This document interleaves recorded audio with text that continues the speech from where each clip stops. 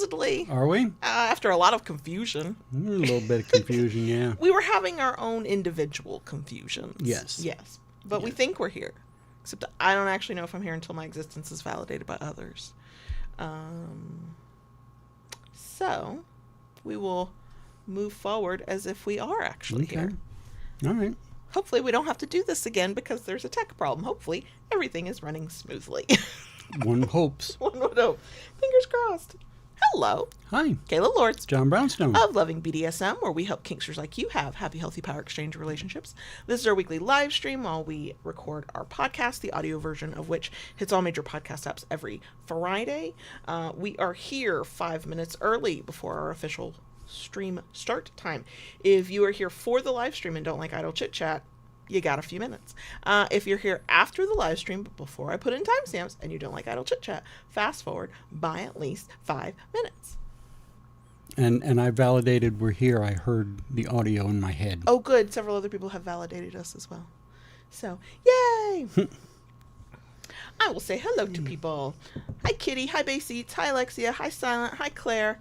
Hi, V. Hi, Amora. Hi, David. Hello. We're here. You got anything for the butt rub? No.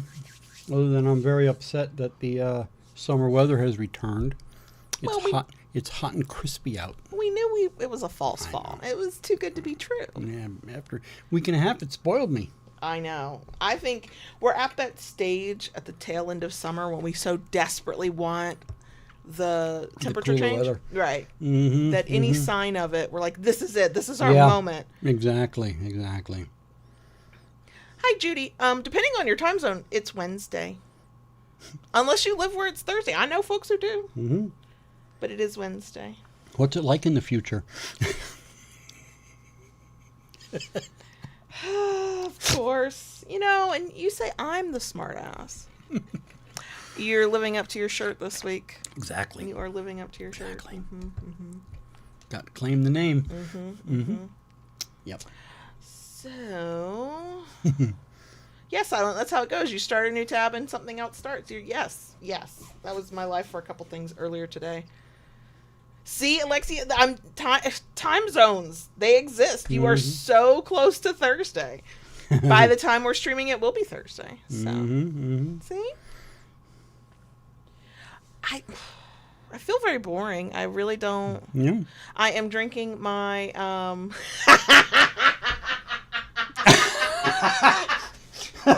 for anybody not looking at the live chat, and Silent's not wrong by this. No, she's not. They are very vibrant. I didn't notice JV's shirt. I was blinded by his shorts. You should see all the other ones he's got. They're all about as blinding in their own way. That one, these shorts you're wearing today are the loudest of them all. Yeah. They used to be his walk-in shorts, his workout shorts. Now they're his lounging shorts. Yeah. But they can, in a pinch, be workout shorts. That's true. Hi, Tayshu. That is very true. Yeah. And now that we've got a different camera angle, we're all showing leg. Which might not look like it. I am wearing shorts. I'll always wear shorts. I never come to the stream with no pants on. Because I know that even if we did have just all the right camera angles, I would still flash the world. I'm just awkward like that. But, yeah, Silent. I mean, you're not wrong. Yeah. If they were shorter, like if they were the Hoochie Daddy shorts and like 2-inch inseam, then definitely 80s running shorts. Yeah. Did you wear shorts like that back in the day? You did, didn't you? I wore Speedos back in the day. I believe that about you.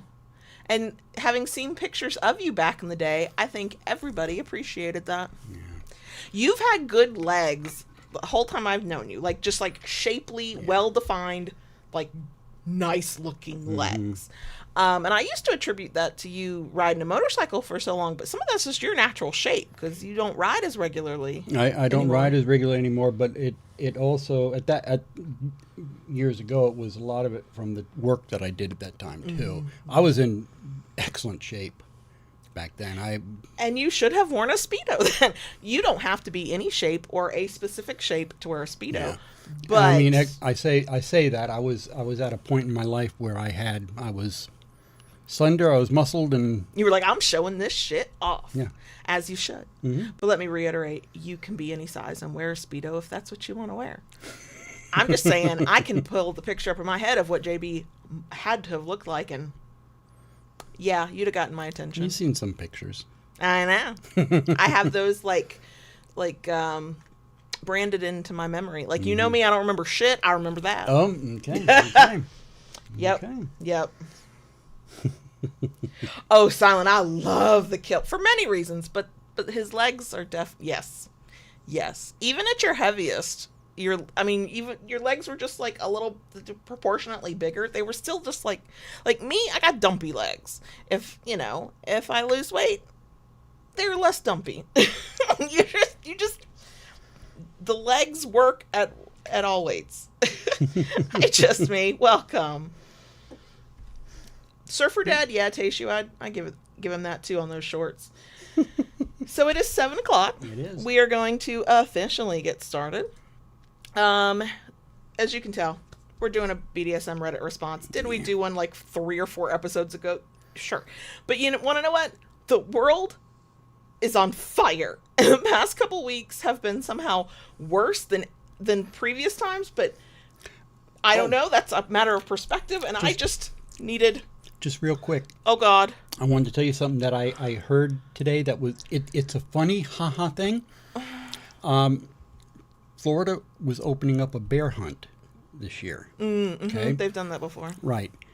And, the conservatives, conservationists Yeah. have been, They don't like it. They don't like it. Right. Well, the last time we had a bear hunt, like mama bears were getting hunted, and that wasn't cool. So the way Florida is conducting it is by doing a lottery. Oh, gosh. Okay. So you pay in, I think it's like $1,000. Okay, so you have to have resources you have to have resources. Yeah. The Florida Sierra Club bought up more than 3/4 of the of the vouchers for the lottery. I love it when when people are just like, okay, I think call it malicious compliance. We'll just buy up all the spots. One person alone bought 800 tickets. That's awesome. Yep. That's awesome. Freaking love that. Anyway. All right. JB doesn't usually go down rabbit holes. Let us enjoy that while we can. Anyway, speaking of chaos, I just needed a palate cleanser. I don't know if I'm going to rant. I did pick one because it annoyed me, so probably so. But yeah, like I had to take a social media break for 48 hours because I got so stressed out. I'm still reading the news. I'm still trying to know stuff, but I don't need to know everybody's opinions about stuff. That's the thing I don't need to know. So, in case anybody else could use the break, we're going to do this. We're going to hopefully have fun. So, if you enjoy this, we'd love a thumbs up. If you like it enough to want to come back for more, please consider subscribing. And then go ahead and ring that notification bell to get updates and new content. Or just do what Daddy says, as the shirt says. I only wear this with y'all because if I walked around with this, I would get reminded too many times by a certain someone who would just look at my shirt, look at me, look at my shirt. So we only pull this out when it's a good time to do it, Daddy says.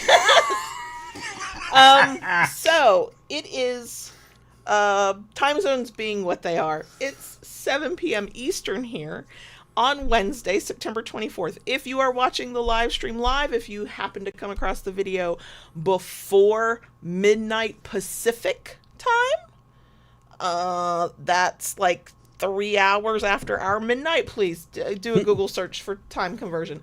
The Kink Bundle, which is 30 plus educational resources, workbooks, workshops, templates, stuff to have a better, more satisfying, hopefully, cross your fingers on that one, Kink Life. These are the last few hours you can get it. It's $99 for 30 plus things. We have a workbook in it that's not even on our Etsy shop yet.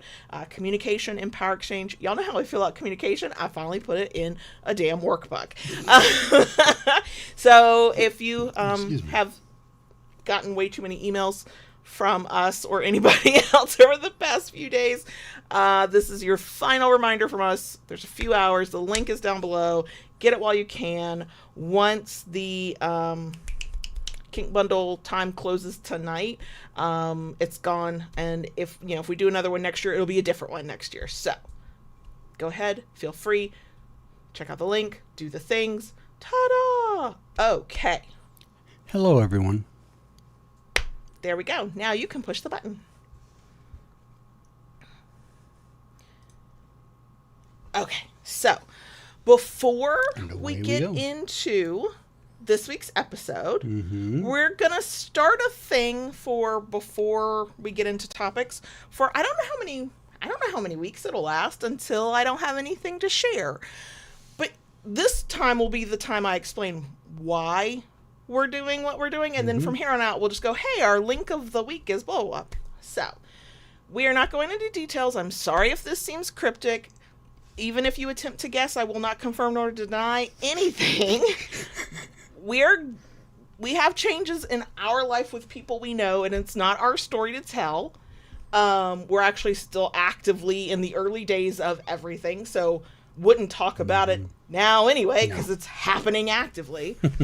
But for reasons, I have been searching for, finding, and working with a lot of trans-affirming care, gender-affirming care, trans healthcare resources, okay?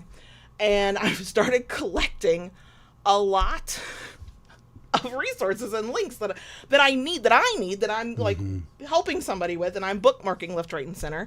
And the other day I just went, I cannot sit on these links. I know people know how to Google, and I have no doubt most trans people may be aware of most, if not all, of the ones that I have found. I am not special. I am not Christopher Columbus. I have discovered nothing.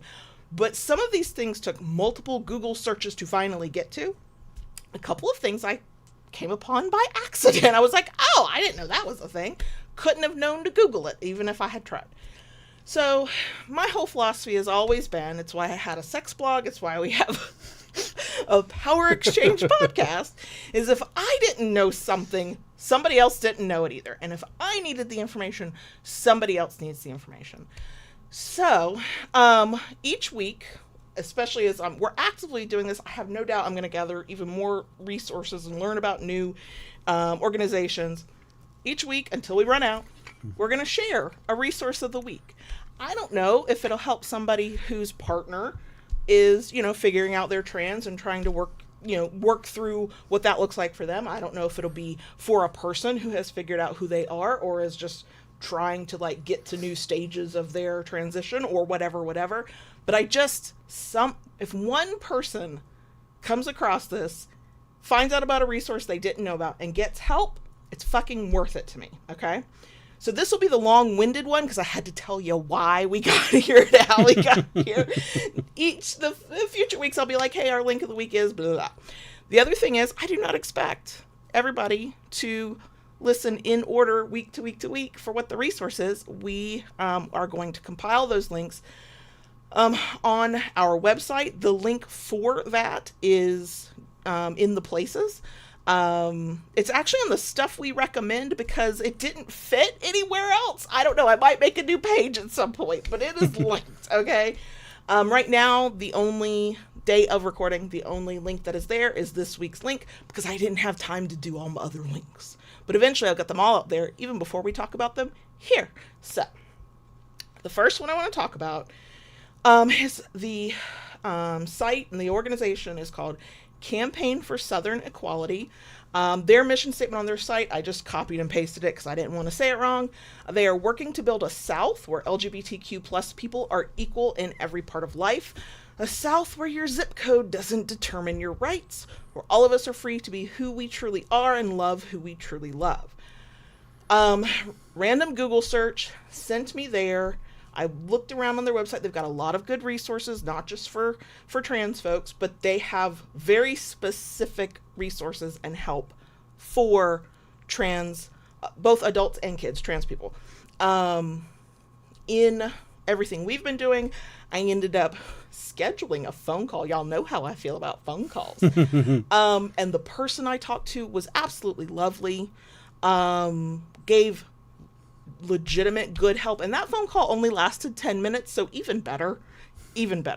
And that, with the information that I was in the process of gathering, that sent us down paths that we are now going down. extremely helpful if you are like us living in a state where your government has decided to just start taking away rights. It's very frustrating. It is very frustrating. It is scary. The rhetoric that was coming out of our federal government late last week and over the weekend was terrifying. Yeah. I know it's not new, but... It's kind of ramping up a little bit. Right. So, if you happen to live, or somebody you care about happens to live in a state and they're like, what the hell am I supposed to do? My state has banned all this, is not allowing, is making it harder, is putting in unnecessary red tape. Feel free. The link is in the places. I hope somebody else can get use out of that particular resources. Any of these resources we'll end up talking about, but especially that one. That was the one where I got off the phone and I just cried happy tears. It's like, well, that was delightful. And look, I have actionable information I can do something with. I have learned in the past several weeks that is like the best thing somebody can give me while I'm trying to figure things out. And I appreciated it. So, Campaign for Southern Equality is not just for trans affirming care, but if you are, that's our connection to it. So, but if you are, living in the South, LGBTQ+, there you go. Check that out if you need to. Send it on to somebody you might know who could benefit. So that is that. Okay. All that, and I have to take a sip of my Diet Coke. It's my first Diet Coke of the day, so it's a very special Diet Coke. It all does mean that I'm going to get bubbles, and hopefully not into the microphone. Nobody wants that. Okay, so we have several posts from the kinky side of Reddit. Let's start. The title of this one: My sub refused to say the safe word. TLDR, my sub had a terrible experience during a session and refused to use her safe word. I feel betrayed, confused, and worried. I may have hurt her without knowing it. What do I do now? That's what we're getting to, but here's the story. Let me lean closer because I got old lady glasses. Okay.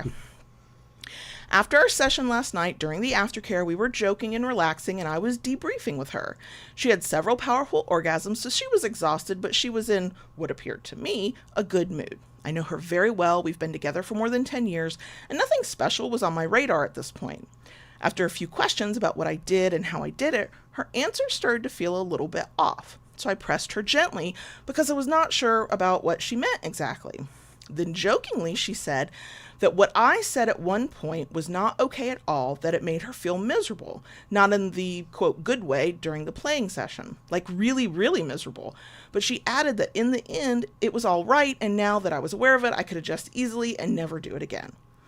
I was surprised and curious. I apologized sincerely. I felt terribly uncomfortable and sorry.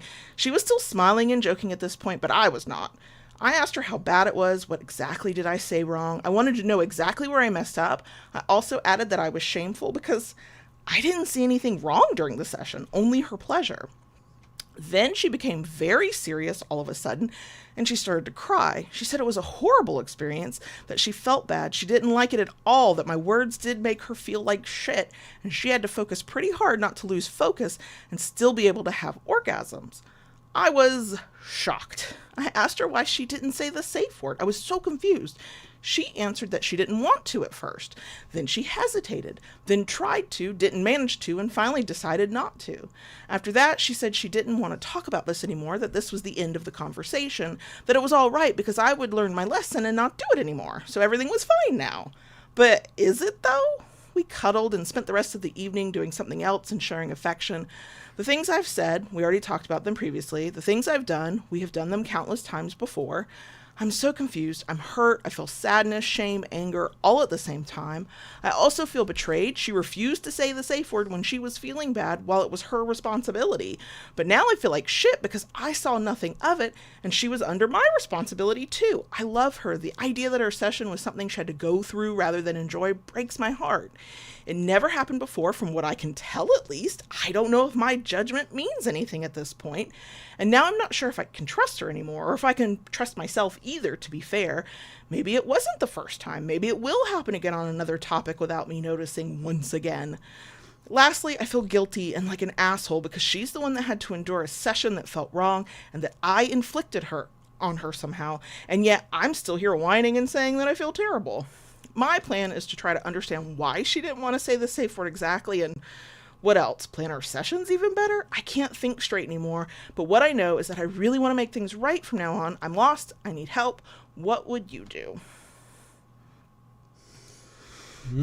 And the reason I chose this one, because for all that we lecture subs, you got to use that safe word. This is what the other side of it can look like. That's true. When a dom is like, I thought everything was good, but it wasn't. So now all of that self-doubt, all of that questioning, I don't think the questioning is bad. I think you should look internally and go, did I miss a signal? How do I, those are all good. You need to be able to do that. But what's really amiss here is that she won't talk about it.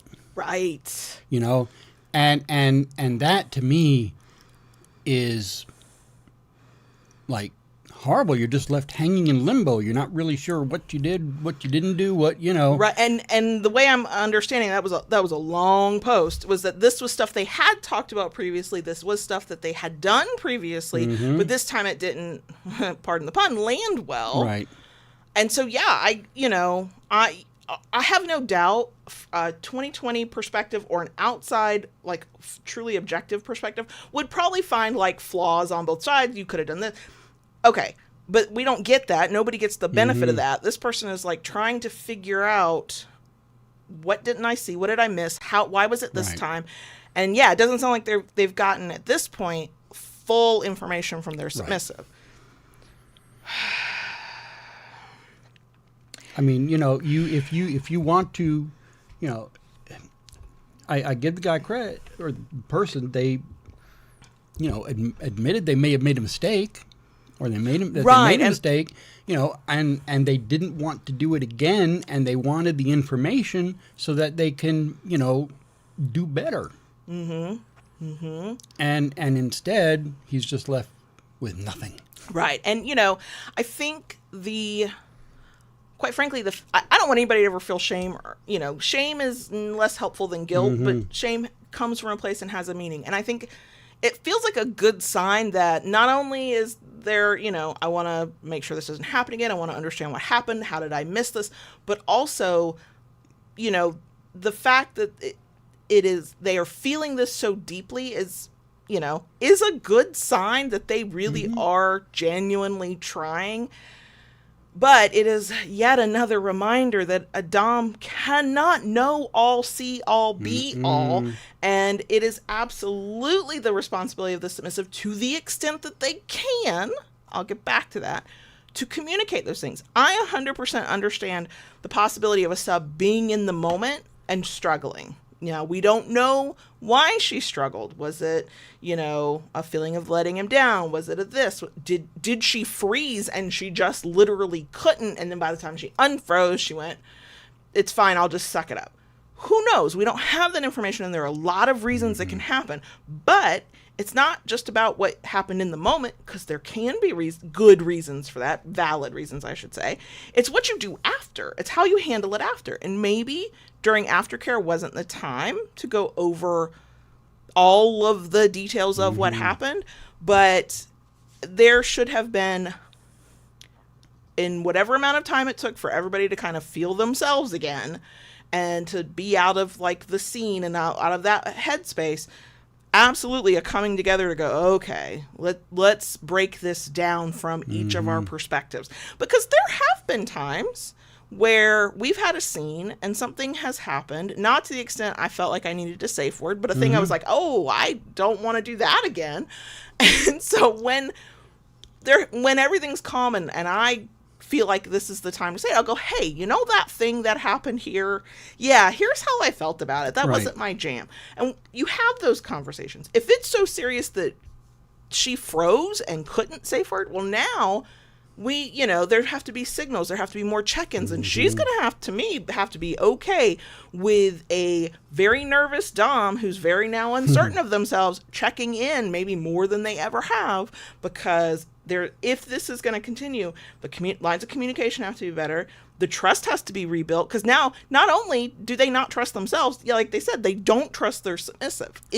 Are they going to tell me what I need to know if I'm not seeing signals that would make me think, oh, I need to check in. Oh, I need to slow down. I would, to the extent that they can both have these conversations.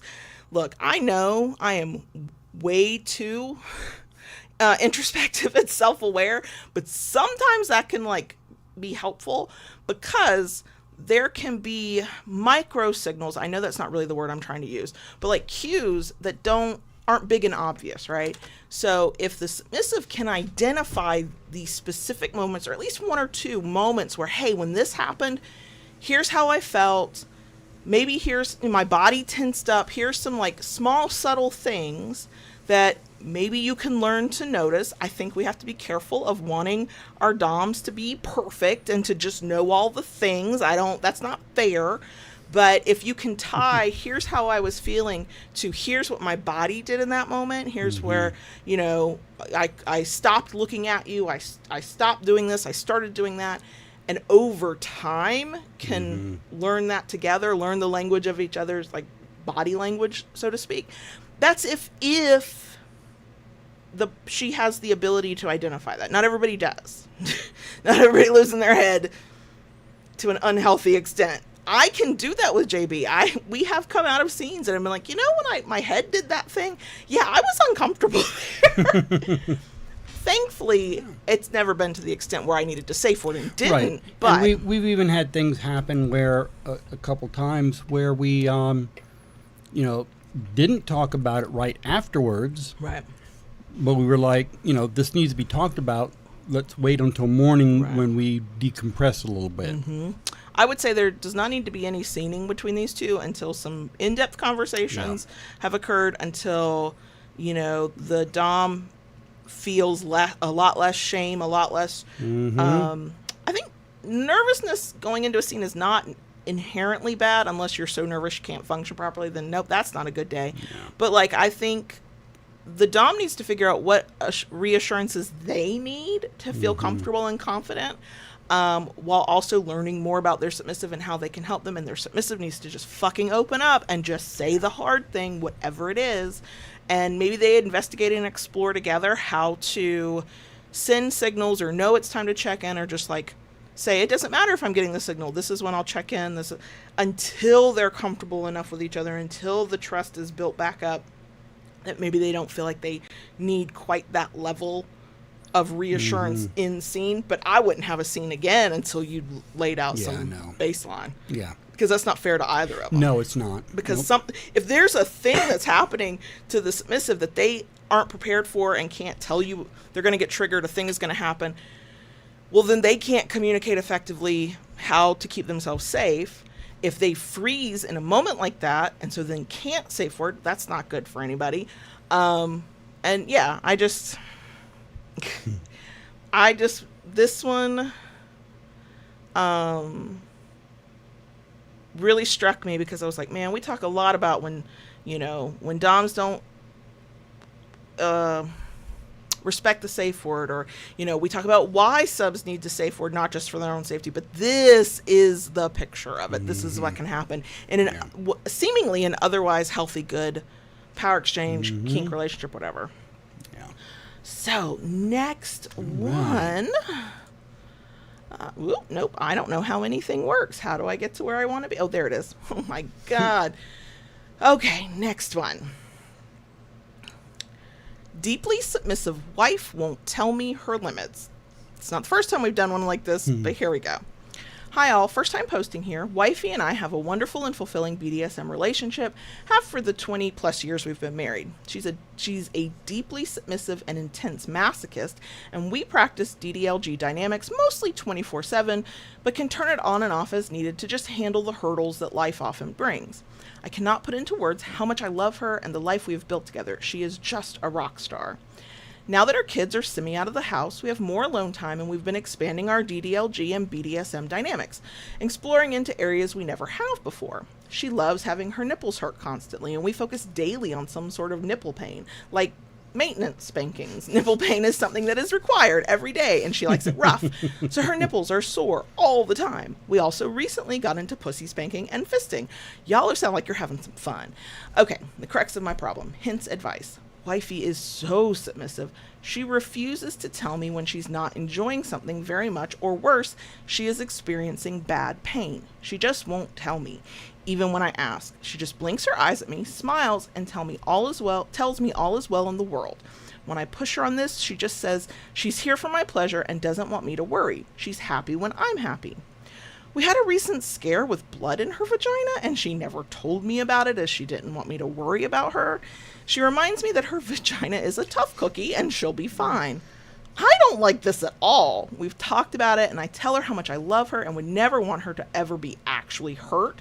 And she has to communicate with me when boundaries are being pushed or her body is hurting too much.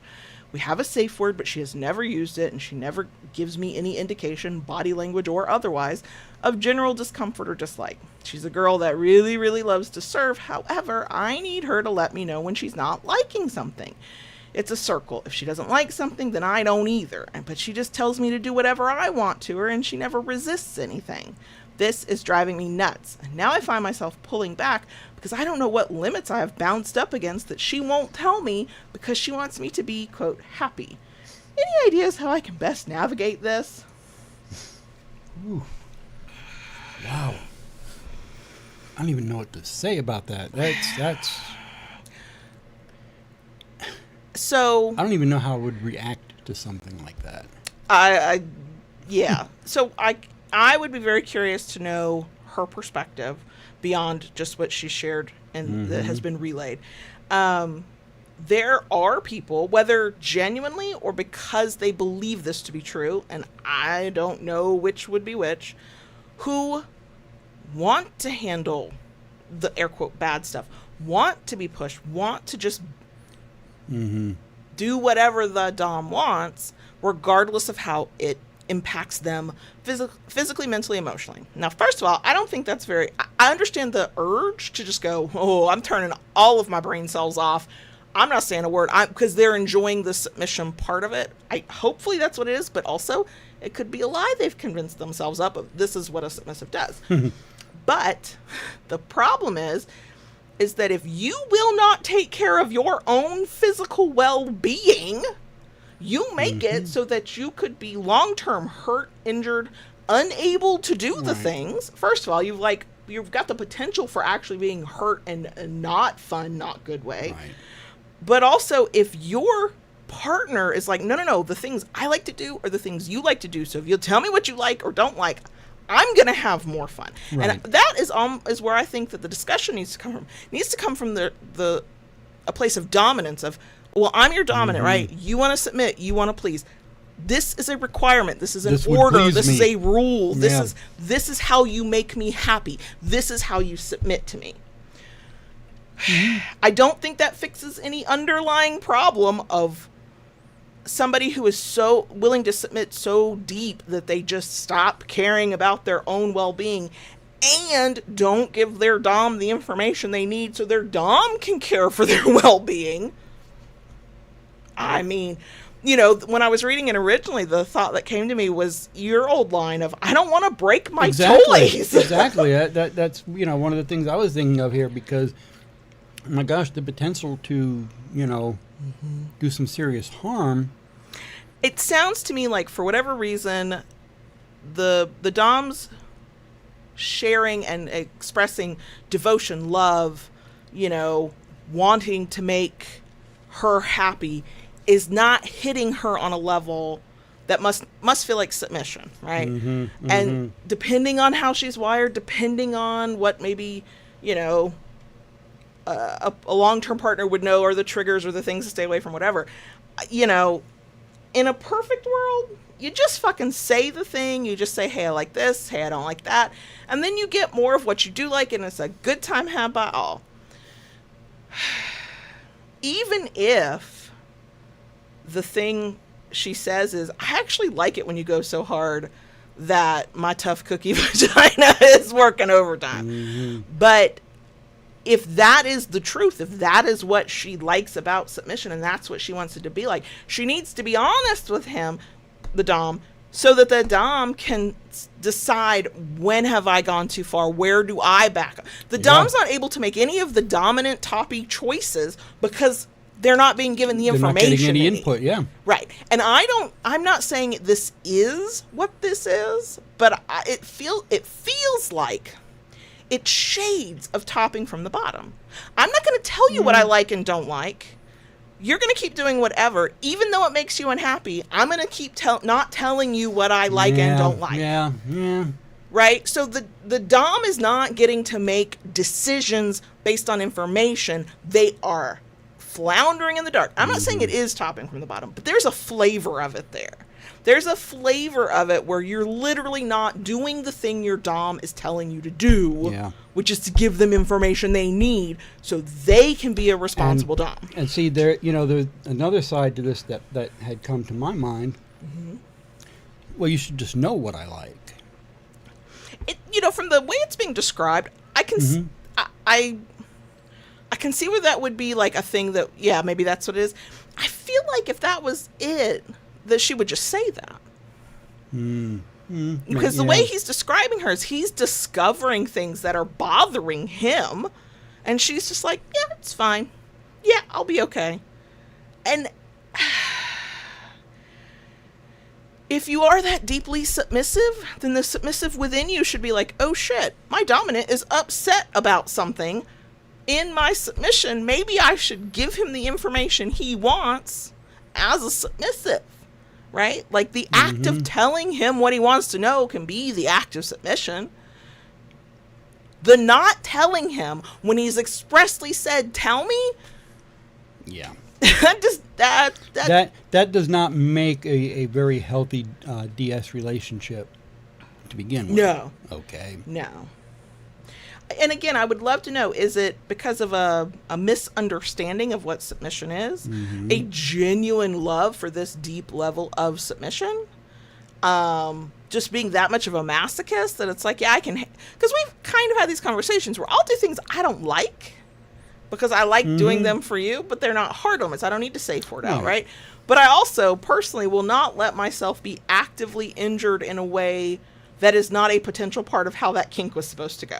Like, I'm not into it, but like if I did needle play, I would expect some specks of blood. Like you just punctured my skin. So that's an air quote injury. That's part of the play.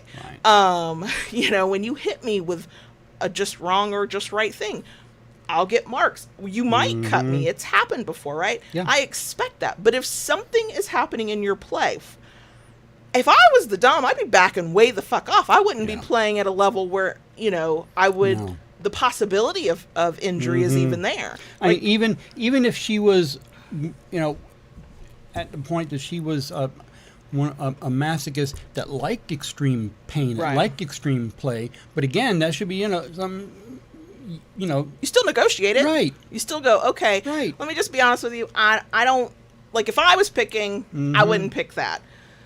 Then the way this guy's talking, she would never see that again. But he could then make other things so. I say I don't know. The Dom could make other things so good for her if he's like, I know this is what you like, and then goes for that. You know what I mean? Like, but from a Dom sub perspective, if you can get to the why, like, why do you feel that way? Is this your masochism? Is this what you think submission is? Like, where is this coming from? That can sometimes help, like, drive the conversation and give you a better insight into your partner. But the other thing is, I think the Dom leans on their dominance and says, well, this isn't an option. We cannot play again until you give me this information. You're my submissive, fucking submit. And if they want to, safe word out of that or go, I don't want to do that. Okay, well, then we're not playing until I know what the limit is. I know what you genuinely do not like. It feels like, for whatever reason, I don't want to suppose too much because we don't know her side at all, but there's either she doesn't take him seriously when he's lovey-dovey and is just trying to be a good, partner, or she doesn't think he means it, or she doesn't like see him see them in their dominant role when that's happening. And I don't think it should be like this, but sometimes you gotta break through, you gotta get to the whatever, put the dom voice on, make it a fucking order task, however that works in your dynamic, and then there's no playing until you get the information you need. Mm-hmm. Done. Yeah. But my nosy bitch self wants to know what her mindset is. That's what I want to know. Okay. Next one. Anything else you want to add, though? Okay. Wrapping my head around the word owned. I'm 37 female, new to BDSM and being a sub. I'm starting to build something with a dom, which is exactly what I want for my life, and I'm so excited. When I first started dipping my toe into these waters, I was only interested in bedroom dynamics, but as time is passing, I'm learning more and more. I'm finding being drawn towards wanting more of a total power exchange dynamic. I really hope my dom gifts me with a collar, since I'm gifting him with my submission. This next part is where I'm looking for advice. I'm deeply feminist, and I'm mentally stuck trying to accept the idea of being owned. To me, owned has the connotation of being less than, and that I am not. I know a lot of you in the lifestyle enjoy that, but for me it feels icky. The more I get to explore my submissiveness and be obedient, the calmer and more powerful I feel. Honestly, not only do I feel like an absolute equal, I kind of feel like my position is slightly elevated because I am choosing this. I can rescind my submission at any time, and that feels powerful and gives me a bit of an ego trip. So does anyone have any advice on how I can see the word owned in a different light?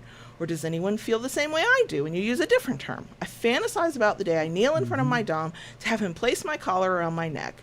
It will be more meaningful than that. One time I got vanilla married, which I did choose to do. Shitty divorce, so excited for this new chapter in my life. Is this how most of us come into the lifestyle? We dump the shitty vanilla marriage. Or like, let me get my freak on. Right. Okay, so the word owned. What are your thoughts? I have thoughts. What? Yeah. A word is a word is a word, and a word has as much power as you give that word. Mm-hmm. Okay?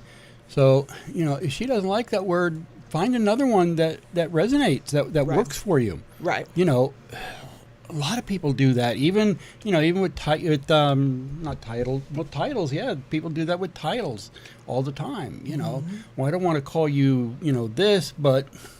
Well, I can call you that. This right. other one works. Yeah. So...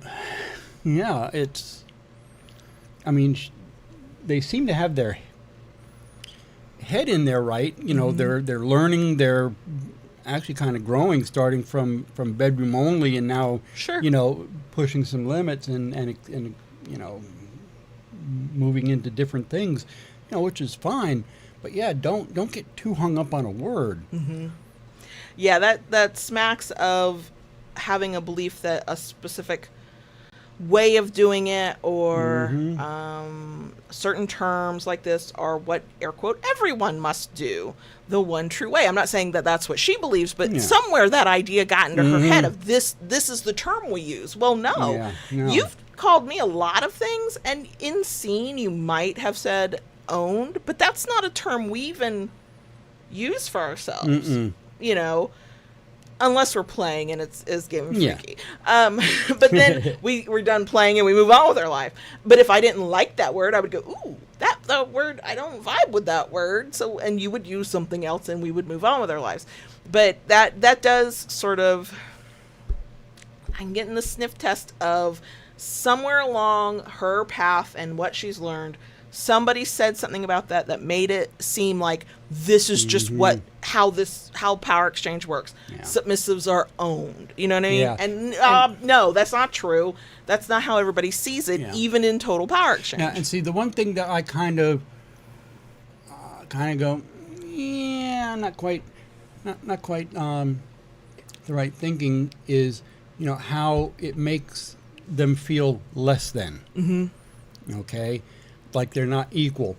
And that should not be, because just like us, we are equals. Right. In a mutually negotiated power imbalance. Sure. That's how it is. It's not that someone is truly lesser. It's not that you're actually owned either. Right. Yeah. That continues to be illegal. Yeah. For the most part. Don't read our Constitution too closely. I'm not going there. We're No. It's supposed to be a palate cleanser. Yeah. I do, and this is not to say that I think her or anybody else should rethink the word owned, and, you know, change their mind, that, because I don't feel that way either. But the way I hear other people describe being owned, often but not always, is just another way of saying cherished. So fully taken care of, so fully seen, so fully encircled by your dominant partner that they are, to the extent that they can, and you negotiate, they're seeing to everything that you need. And owned doesn't, you know, owned might be the word, because no matter how deeply we fill our roles, and some people do kink and some people are kinky and, you know, whatever, it is still play at the end of the day. At some point, you can, if you had to, take off your submissive and your dominant hat and go out in the world and be vanilla. Life wouldn't necessarily be great, but you can do it. You can stop that. So to be, air quote, owned is not a permanent thing. It's not a, people talk like it is, but we are all, you know, fully formed adults who have, you know, some level of autonomy, and free will is a thing, and you get to decide if you're there or not. Yeah. So, you know, not to say, you know, this person or anybody else should like rethink the word owned and go ahead and take it on, but to think about what the word can mean, because I know that's not universal to people who use it. If you look at it's not about being chattel. It's not about being property, other than in the way you negotiate and the way you talk about it. But ultimately, if this is a healthy power exchange, both sides are trying to see to each other's needs, make sure that you are seen and known and understood and valued and validated and all that. But from the submissive perspective, the way that I tend to internalize that is, you know, you are seeing every part of me and making sure that what you demand of me, ask of me, do for me, make me do for myself, whatever, is within the bonds of, I'm your dominant, so I oversee you. I make sure you are, I can make a laundry list of things, that you are healthy enough for play, that you are doing the things that are healthy for you, that you are doing the things that make me happy while also feeling you as a submissive, that blah, and it's not, you know what I mean? But again, all that to say, we don't have to use the words other people use. We don't have to have the same mindset as anybody else. If the idea of ownership, being owned, any part of that language makes you go, oh, no thanks, fine, that's not for you, you reject it. Somebody brings it up to you, go, yeah, that's not my thing, and you move on. But to think that every submissive in total power exchange or not wants to be owned, is owned, use the language of ownership, no. Nope. Okay, next one. This one I picked because, damn, it feels like ripped out of the pages of our life. Okay. Advice on cougar puberty, another term people use for perimenopause, cougar puberty, and the reality of changing or eliminating some play because of it. Hi all, this is for all the ladies out there that are going through or have gone through what I call cougar puberty, otherwise known as perimenopause, menopause. Not a sexy topic, but a sex topic. I turned 50 last month. For the last year, I've started to notice the changes down there. I've been into BDSM in one form or another for years, but honestly, I'm not sure my vagina can take it anymore. Example, never in my life had a UTI until 6 months ago. Then I had 3 in a row, and BV. Bacterial vaginosis, I think that's what that is. I've been fine now for 2 months with vanilla sex, so my husband and I brought out the ball gag, spreader straps, and the thick dildo, and he tried to fist me. The dildo was fine, but the fisting was a no-go. We had plenty of lube, so that wasn't the issue. Now I'm wondering if I'm going to end up with BV or UTI again. The issue, for those that don't know, is a woman's vagina starts to atrophy as she goes through menopause. So ladies or men who are and have been with women this age, are my days of stretching my pussy with toys and my husband's fist over? If you've been through this, did estrogen cream help? I can't do full HRT due to family cancer history, but I can do the vaginal cream. I'm going to be seriously bummed if I have to try to give up some of my kinks. So, the first thing that came to mind when I read this, And this is for anybody who's at that age, nearing that age. Maybe you're in menopause and your doctor told you something. The cancer thing, there are some people who cannot take HRT. That is 100% true.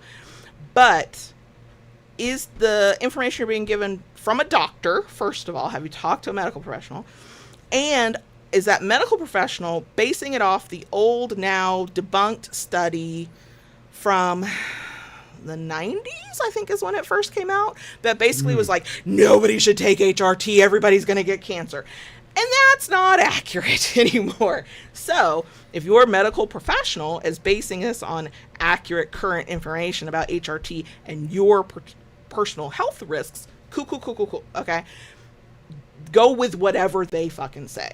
But if somebody told you 20 years ago you can't do this, that is probably bad information and outdated. Talk to a doctor. If your personal doctor is not paying attention, is not caring, is saying, oh, this is what happens when you get older, fuck them and try to look for another source. There are multiple telehealth companies. If you have insurance, this is much easier to do. I am looking into a few of those because I don't want to go back to my doctor, who that's their whole thing is, perimenopausal, menopausal care if you need that. So that's the first thing. It's like, where did the information come from that you can't do it? Because that might be true because there are some people who can't, but it might not be true depending on the information. Now, I have gotten mixed information about the vaginal atrophy because when it blew up on the internet, they were like, oh yeah, your labia just gets sucked back in. They don't actually just get sucked back in. Dr. Jen Gunter, who I like her. She is a gynecologist, and she was like, oh my God, the internet needs to stop saying it. Yes, atrophy can occur. Yes, the skin there's not as much elasticity as there used to be. So some of the things you once did before might not be easy or possible without outside help. I personally have not tried just an estrogen cream. I use testosterone with estradiol in it. Right. Once that switch was made, because it had just been testosterone before, it did start making a difference. I can actually create my own natural lubrication. Now, man, is it like warming up an old Chevy that was old 20 years ago? Yeah, okay, it is. We're working for it, okay? Yeah, but those cars were fun to work on. Well, thankfully this car is fun to work on too. But when none of us have time for that, there is lube.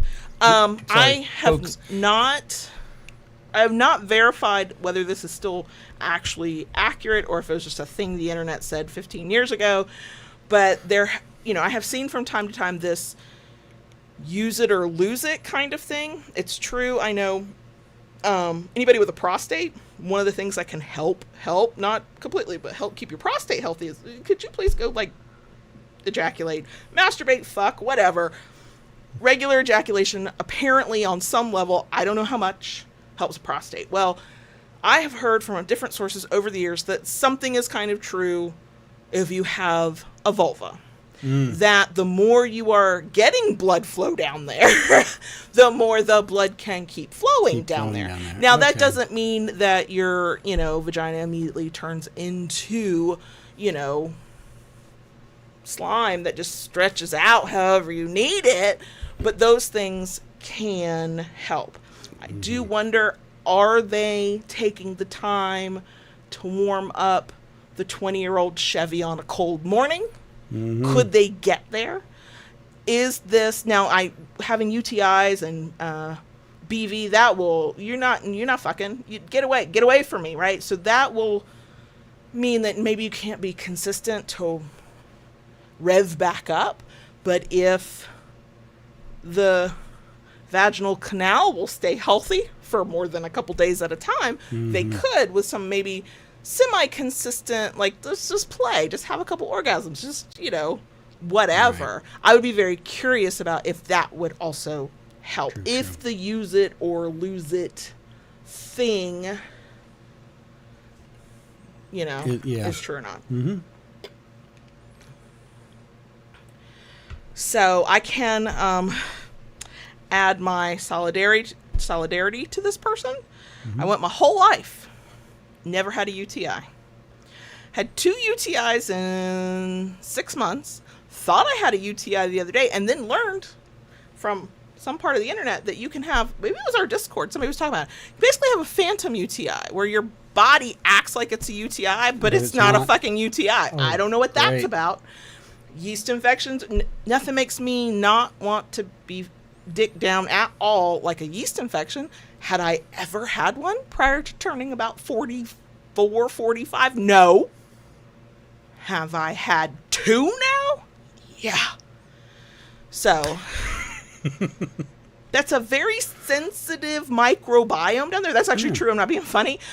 But it's like my girls down there are like, look, we don't just let anybody in. And if you come in, it's going to be a problem. And I'm just like, look, I'm just trying to live my fucking life and get laid. And I keep it clean. And I take care of myself. And so does JB. Why are you punishing me? But, you know. Now, what I'm curious about from your perspective, because you got to meet me at like the peak of my, you know, sex drive, apparently. Supposedly it'll come back eventually, but I'm not holding my breath. What, if any, differences that won't hurt my feelings do you notice from my 30s to now in that kind of department? Well, you know, we talked a little bit about this the other day, and I think the biggest thing is that between the two of us, neither one of us can go for as long as we used to.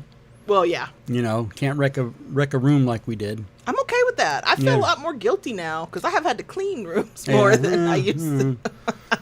But, you know, even like, you know, we've had to find positions that are more comfortable for us. You know, we have had to adjust. I mean, it's not been the most horrible. No, you know. What I'm referring to is specifically working with my Chevy engine down there. The vagina.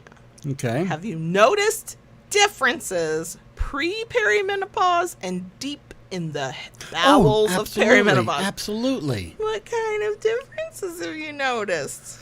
Please try not to hurt my feelings. No. No. Now he's like, I guess I just won't tell you. Now you'll just be left having to wonder what it is. Well, no, there's you know, some of those mornings, like up north when it's below 0 and you got a dead battery from the cold, it just ain't going to start and warm up. You better start pouring that lube out. Right. So, you know, I think that's the biggest thing. But when we are able to take our time, and now I think that I've kind of, the medication and supplements are like in harmony for these 5 minutes. We can get there. Yeah. It's not consistent. No. It depends on so many more factors than just willingness.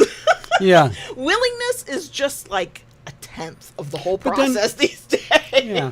And you know, I know this is primarily, you know, about, but I mean, even myself, it takes it takes a little bit more to wind up my engine too these days, you know.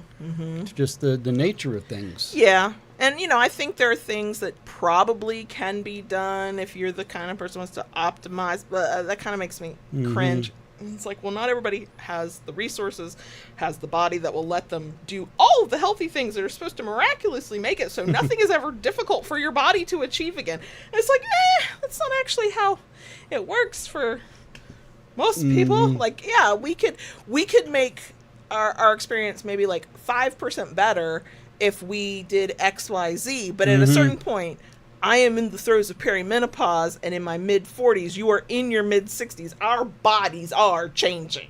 Yeah. It does not matter what else we try to do to combat that. So, yeah. Anything else? Okay, let me go to the next one. All right, moving along. Dom aftercare. I'm aware of a lot of sub-aftercare, and my Dom is great at giving me aftercare, but I was reading and learning about Dom drop, and I feel guilty. I never thought about my Dom aftercare, too. It's a new relationship, and I'm going to talk with them about how I can support them, too, but can you please give any advice on ideas on what Dom aftercare looks like? Usually he gets me water, cuddles, and says nice things to me. Is it the same to give to him? When I'm back in my headspace, I cuddle and I talk to him too, comforting him best I can back. But is there any suggestions I can bring up to him? Thanks so much for reading, and any advice. I picked this one because it's not, we talk about it more than we used to, but it falls off the radar, and it's like, yeah, let's bring this one back. Dom aftercare is a thing. Let's talk about it. So the immediate answer to this person's question is you ask your Dom what they want. Right. That is, but let's talk about Dom aftercare in general. I mean, yeah, you know, have to ask them because it's different for everybody. But, you know, yeah, Dom's experience drop too, and it's not always pretty. So I know what I do for you. It's been so long since we've done a scene where there needed to be like something, but from a personal side, like what is it that you appreciate as part of aftercare that you like, that helps you, that I mean, for me, you know, it's a spillover from giving you aftercare, the cuddles. Yeah, you are such a touch person. I'm a touch person, and you know, there's that, and I think what helps with me is, you know, you thank me, you know, for the scene, and you know, you just, you know, I liked it, you know, this is good. This Affirmations, is, you know, yeah, affirmations like that, and that helps. That's a big help for me. In our experience, your aftercare is not typically immediately after a scene. If you needed something a little bit more than just some cuddles and some nice words, but I do think it's been so long. I would include the need to go get a high carb, high cholesterol, full flavor meal to kind of like perk you back up, because you tend to be like buzzing for a while. You don't sleep. You are like you know, I know it. We're like in that we are total opposites, because you're ready to you know, you're ready to shut your eyes and drift off. Enough that aftercare is a thing we're both like, yep, that's what we need here. I'm boneless and just tuck me into bed. And me, my mind is wired, and it is just, you know, going 100 miles a minute. So I know when. I think, you know, we don't even label it aftercare, but that is essentially what it is. When I am giving you those words of affirmation, I'm making sure to say thank you, to let you know that, you know, it was good for me, that especially if like you've tried something new, I'm going to let you know. Like the aftercare time is to say the positives. The debrief sometimes takes place like immediately after, somewhere in aftercare. For us, debriefs are like when we're out of the ooey gooey feelings and we're like, okay, we're thinking straight again. That's when I might go, hey, when you did that swing, it landed here. You know, that wasn't great, or whatever. But when it's like, okay, we're affirming one another and we're like being all cuddly and we're just like vibing together, I'm not gonna lie to you. Like, I'm not gonna tell you I like something if I didn't. But I'm gonna gas you up. I'm gonna be like, that was so good and you did such a good job and I really appreciate it, and because, you know, I'd like to think I do that for you more often than maybe some, you know, I did before or whatever. But I think there's a tendency typically with newer subs, maybe with long-term relationships where you're at that stage where you're taking each other for granted. I know we've fallen into that before. Everybody does. But it is real easy to kind of forget that, the Dom's in charge. And the Dom got to do what the Dom wanted to do. But the Dom also carries a lot of responsibility and a lot of weight on their shoulders. And they'll try new shit. And they will have spent time planning the scene. And they will have gone, I know this usually is okay. Let's go. You know, so to let your Dom know, don't lie. But if it was good, if you enjoyed it, if you appreciate them, let them fucking know. And you know, sometimes for me, like that, the next day, I just want to plant my butt on the couch and watch TV and just, you know. That's usually when you're kind of like a lump. Yeah. Okay, anything else you want to say about that one? Okay, I think this is our last one. It is. Ooh. You read the title. Yep. Oh gosh, I'm knocking shit over around here. Okay, hopefully we're still recording. Okay. Don't break anything now. He keeps saying he'll collar me, but doesn't. TLDR, my boyfriend / Dom has been saying he's going to collar me for the past 4 months and hasn't. I'm hurt by it and don't know what to do. Okay. My boyfriend and I have been together for nearly 6 months and playing in a dynamic for just as long. Before that, we were online friends for 5 years. We're both switches, him dom leaning and I'm sub leaning. When we first started seeing each other, he wanted monogamy, which I agreed to while we figured things out. When talking out our dynamics, I made it very clear I wanted to be collared. He expressed the same. We went over what the collars meant to each other. About a month in, I collared him. For a while, I thought him not collaring me was a financial reason, but as time went by and he bought us food and he got me other gifts, it became apparent that wasn't the case. We talk about the collaring about every 2 weeks. We talk about what it means. I talk about how I still really want it and is there anything he wants from me, etc. It always ends with, okay, we'll start looking soon, then soon never comes. I don't want anything expensive or elaborate. I told him he could go to the local craft store and buy a leather cord, a dog collar from the dollar store, anything, still nothing. I don't want to talk about it any more than we already do. I feel like if I keep asking him over and over again, he'll just do it because he wants me to stop asking. I'm hurting and I don't know how to make it stop. If he doesn't want to collar me, stop leading me on. Over the weekend, we had 2 playtimes, one on Saturday and one on Sunday. In both cases, I felt myself slipping into subspace. I stopped myself. I refuse to let myself fall into subspace when playing with someone who won't collar me, a rule I have for myself. It sucks. During aftercare on Sunday, he asked if anything was wrong. I said I was feeling droppy because it's been a while since we played 2 days in a row. He asked if anything was bugging me. I said no. I lied and he knew. He asked specifically, "Are you sad because you don't have a collar?" I wasn't ready to talk about it yet. I cut him off because I was angry and wanted to scream. What? I thought we already were. Oh, no, I'm sorry. I've missed the whole line. He asked specifically, "Are you sad because you don't have a collar?" I said yes. He started to talk about how we can move towards that direction, and I cut him off, saying I wasn't ready to talk about it yet. I cut him off because I was angry and wanted to scream. What? I thought we already were doing the moving towards. Now he knows I'm upset. I've been at work all day and I can't stop myself from crying. I don't know what to do. It's not like I can talk to him about it. I have. I told him it means a lot to me and I need it to feel safe in a BDSM dynamic.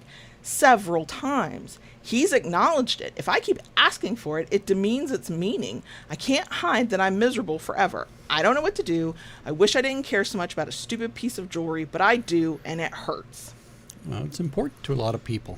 This isn't something they've been hiding. They've said it from day one. Apparently, yep. 6 months in, a conversation every 2 weeks. That's 12 conversations. I'm gonna do the what do they call it? The DR. DR. Okay. Actions speak louder than words. Plain and simple. He's telling you everything. Right. He's giving you all the words, but not doing a damn thing. Right. He's telling you with his actions. He does not want to collar you. If he wanted to collar you, you would be fucking collared. Right.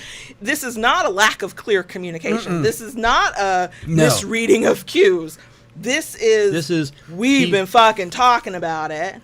This is he's got the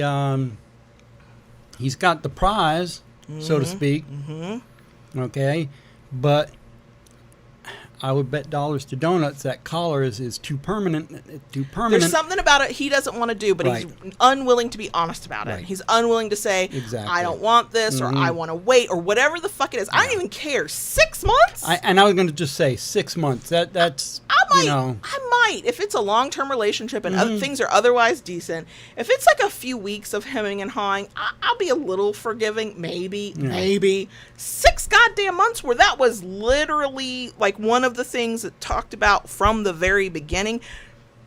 They did not hide what they wanted. They were clear. And it's okay if somebody, including this guy, doesn't agree, doesn't think 6 months, doesn't right. But about it. But that's an incompatibility. Yeah. Somebody out there, if this person had been given the opportunity, I have no doubt they could have met somebody who's like, hell yeah, I'm down for it. Let's do the fucking thing. Mm-hmm. But they've been with this motherfucker. Yeah. I knew a motherfucker would come out eventually. Yeah, the fact that they did so here's what really pisses me off. Okay, what really pisses you off? I know why they're pissed off, because Are you sad because I won't collar you? They fucking know. No. This Yeah. isn't even cowardice. This No. isn't even a hiding from it. They are holding it over Yeah. their head.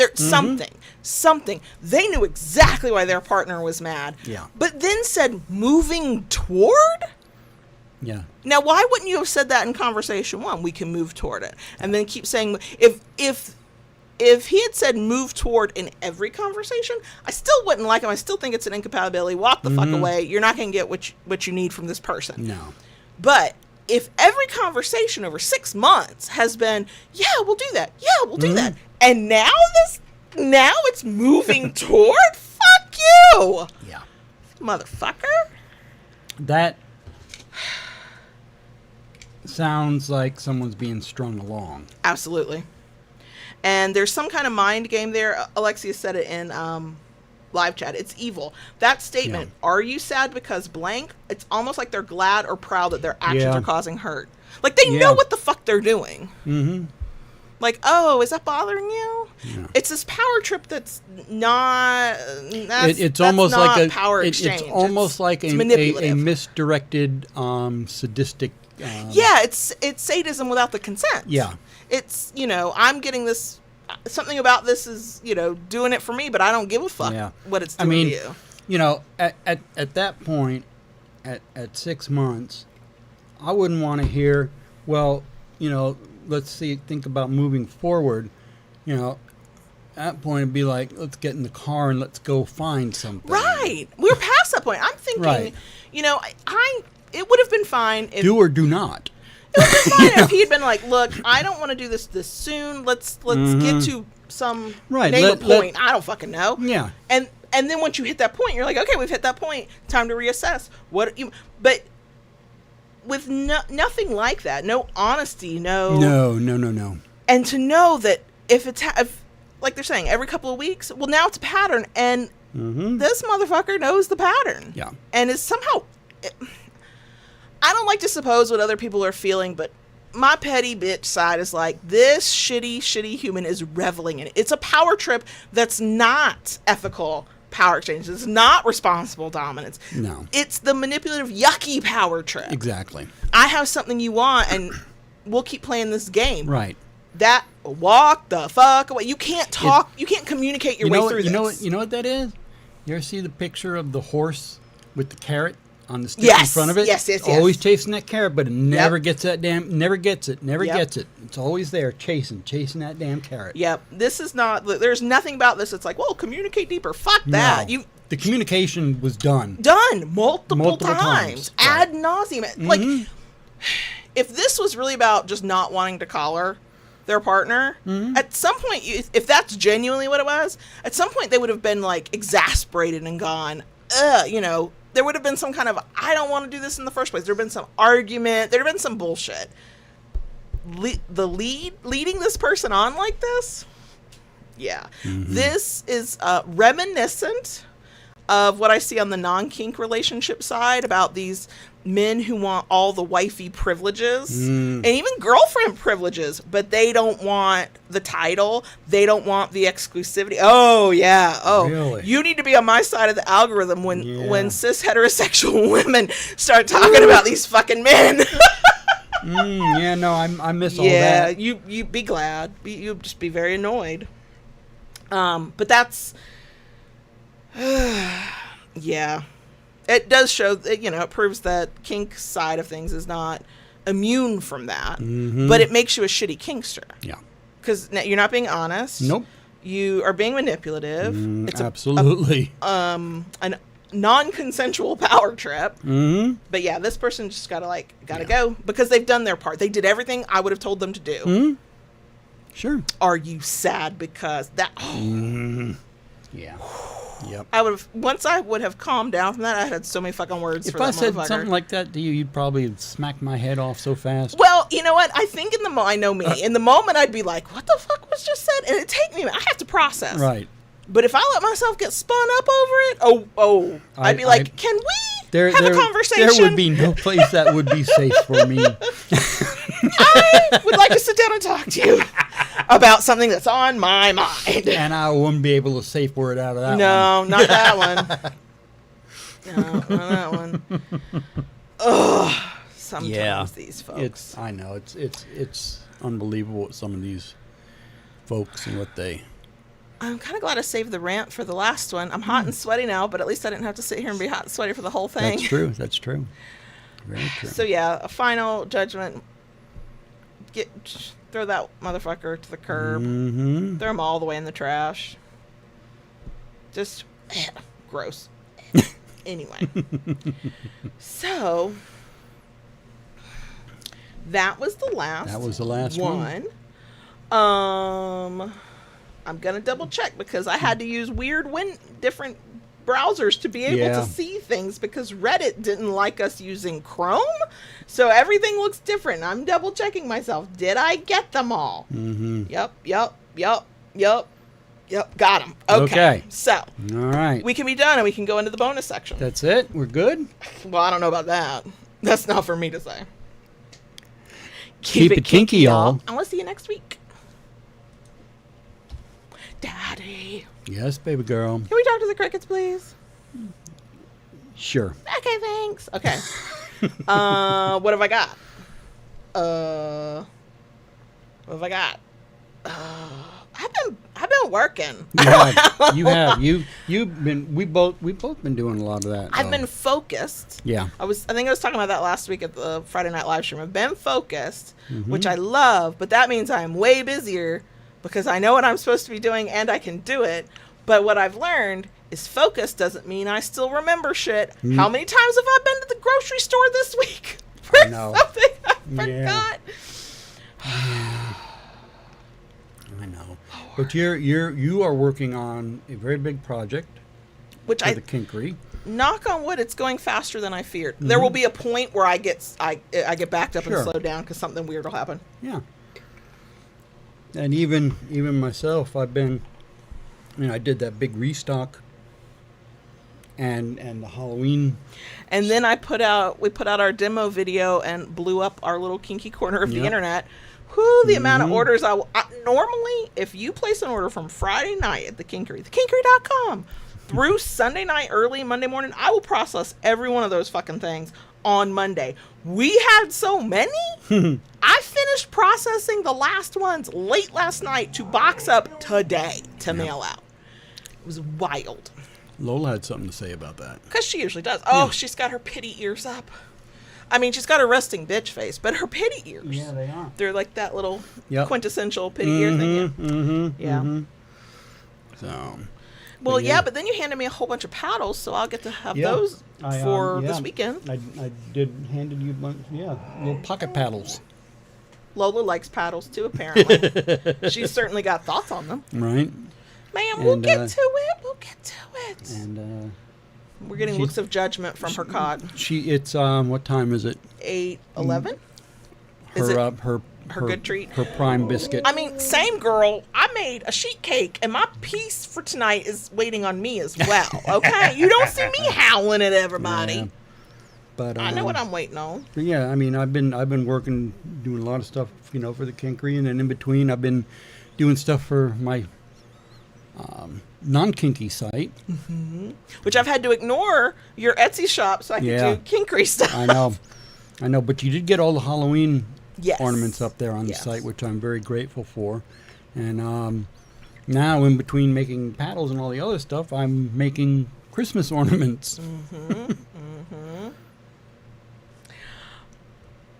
Tayshu said in live chat, my friend sent me an Instagram clip about paddles, not realizing I know the kinkery well. No. Did I tell the story to y'all about what happened with me and the 20-year-old with the kinkery? If I told this story already, you got like a minute and a half, 2 minutes to go do something else. For anybody who has not heard the story, let me tell this story.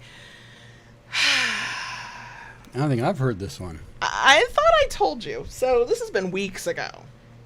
I get a text from the 20-year-old that said something to the effect of, oh my God, I just saw you on Instagram, meaning the shop. And I was like, well, I thought I had you blocked. Like, you shouldn't be able to see. Like, I thought I did that. If you don't want to see us, just block us. And he goes, no. A meme you posted about praise kink and I think can't take a compliment, or praise kink and humiliation kink, something. One of those kinds of memes. A friend of mine sent it to me, and it was the one you posted. He was like, oh my God, I'm so sorry. I do remember that now. He goes, no, Ivan got to be the cool one when I said, oh yeah, I know them. That's my mom. I was like, oh my God. Oh my God. And see, and I know how the algorithm works. It gets, if that gets shared to you, that account gets shared to you, it's popping up in your fucking feed for a hot minute. Right. I was like, oh my God, I'm so sorry. He goes, no, I don't mind now. He's like, because this makes up for when I was in middle school and got bullied for shit. Because, oh man, he had some shitty people around him who were nosy as, awful people. He was like, because now I look like the cool one because you're my mom. Oh, are we having upset tummy? Nope. Oh. These are on the floor and she went right to them. Yeah. No, so, yeah. For like 5 seconds, I was mortified, but he thought that I was kind of okay because the meme I posted made him cool? Question mark? I didn't have the heart to tell him that, oh, yeah, we get orders from your college town semi-regularly. We even vended at a play party up there. We did. I know. I did say if my child ever walked into a kink space where I was, I would at minimum need to sit down for a second, but I'm not sure I think you need a stiff drink. Emotionally mature enough to share a kink space with my kid. There are people who can. Good on ya. I'm so happy for you. There are parts of my life I would like to keep separate. The mom me and the kinky bitch me, I want them separate. Thank you very much.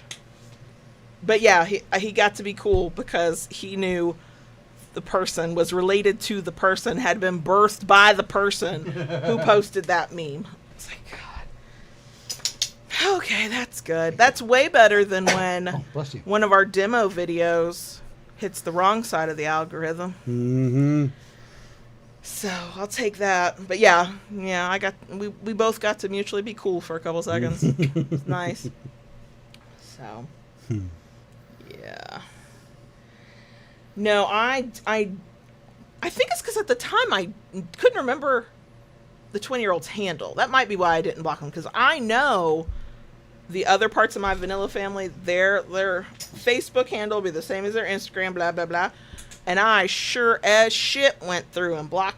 Ooh, nope. Stay out of my accounts. So. Oh, somebody has her zoomies. I think she thinks if she plays that she will get her TREAT a little sooner. One day we might be able to do the Lola cam now that we're using updated software. And I would love for y'all to see Lola have the zoomies. Right. She's adorable. I mean, look, like many an older lady with a little extra weight, she can only do it for so long before she gets tired. But while she's zooming, she's adorable. So, yeah. Mm-hmm. I thought we were going to get to go see the 20-year-old perform this weekend. Yeah. He's not performing, so I don't get to go.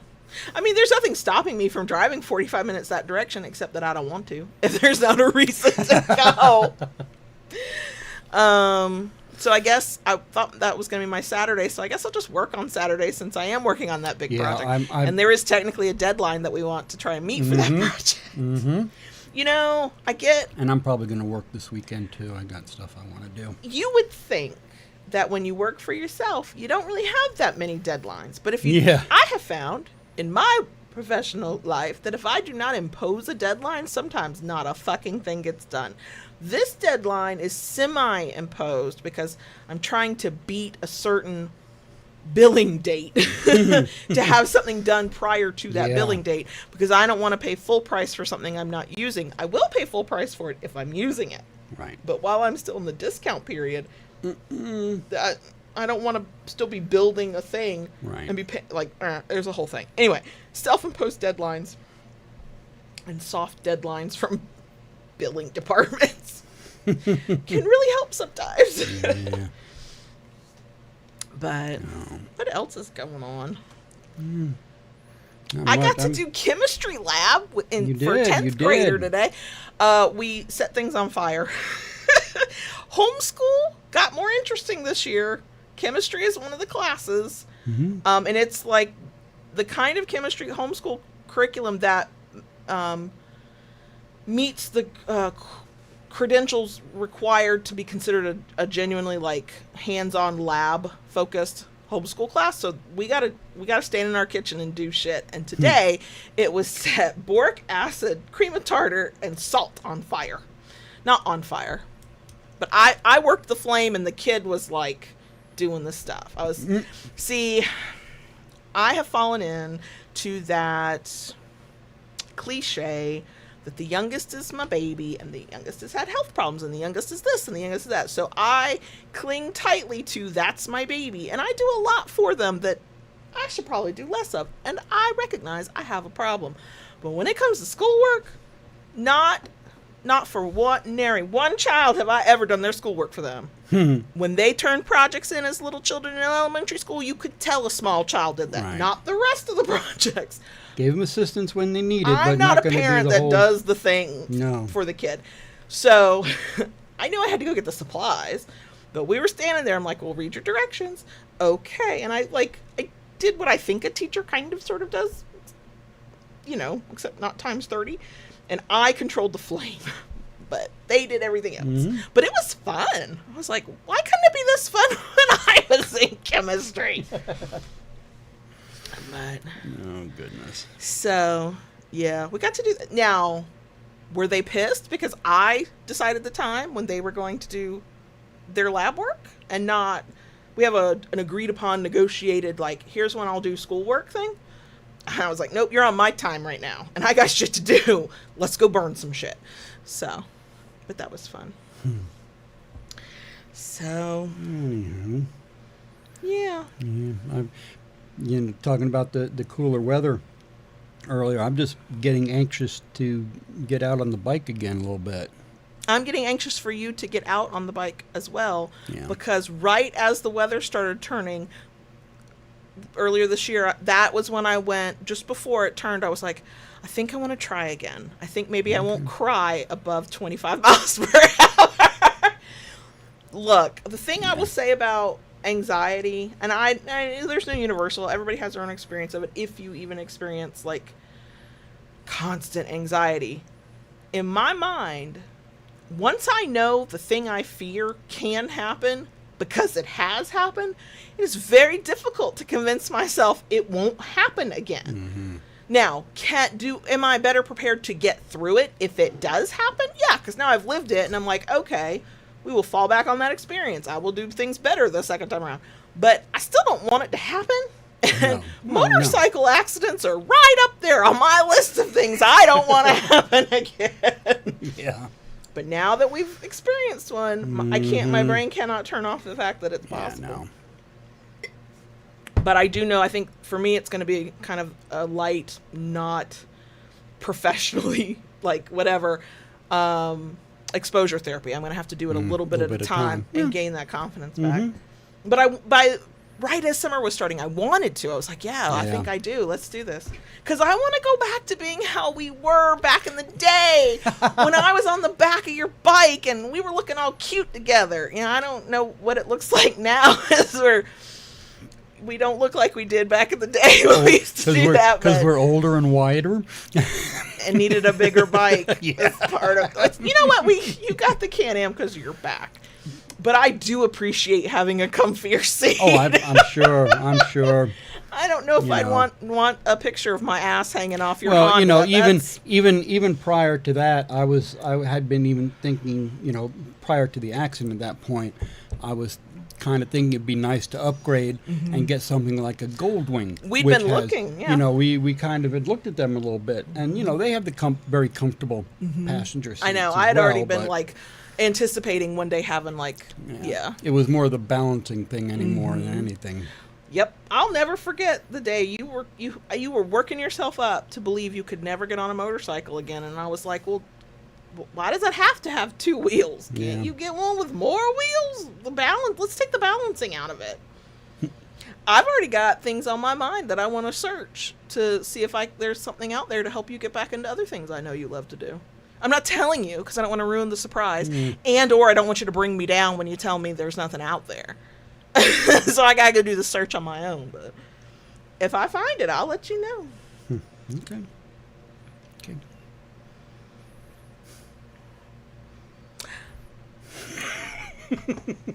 Could we just make eyes at one another for the next 20 minutes? Probably. Yeah. But I would like my piece of cake. Mm-hmm.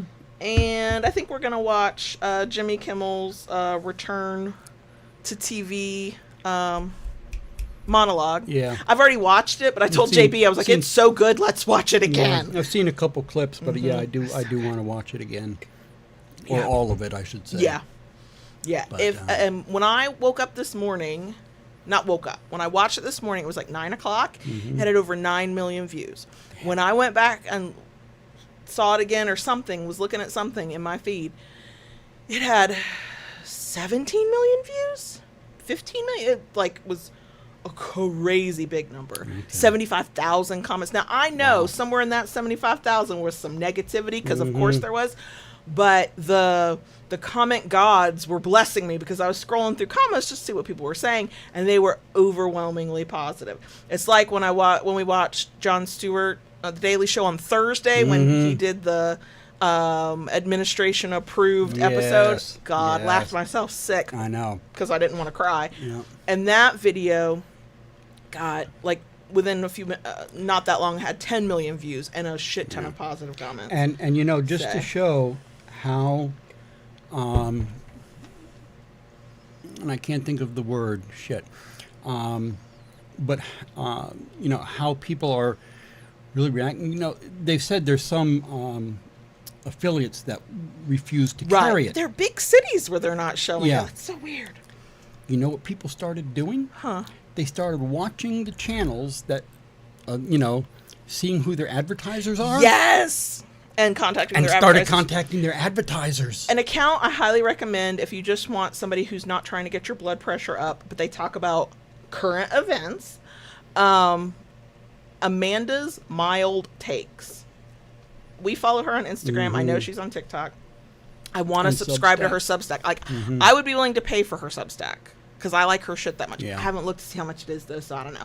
Anyway, she did a thing where she shared the template she's using to email advertisers, because she said you can call the affiliates, but they don't care. That's ideological for them. They're not going to change their mind. Exactly. She was like, so you got to hit them where it hurts and let their advertisers know what's happening. She said she'd already gotten at least one response of, oh, I didn't know that, and we will be fixing that. And I was like, okay, let's see if it really happens. Right. But anyway. Anywho. Yeah. So, as the world burns, we have to find moments of joy. Yeah, or at least find moments of joy. Chocolate cake. Yeah. Jimmy Kimmel. I didn't watch Jimmy Kimmel before. I like Stephen Colbert. I like Jon Stewart. I love John Oliver. Oh my god.